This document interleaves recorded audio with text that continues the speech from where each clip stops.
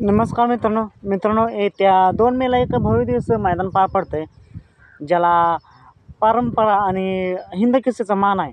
मित्रांनो, वर्षानुवर्ष हे चालतं येणारं हिंद केसरी मानाचं मैदान कोरेगाव हिंद केसरी पार पडतंय. मित्रांनो, या मैदानात बिनजोडचा बेताज भाषा मथुर 1001 100% पाहताना आपल्याला दिसणार आहे. मग मथुरचा पायरा कोण असेल? तर मित्रांनो, मथुरचा पायरा तर फिक्सच झाला आहे. बाकासूरसोबत राहुलभाई पटेल यांनी सांगितलंच, एका मुलाखतीत सांगितलं होतं मागल्या वेळी.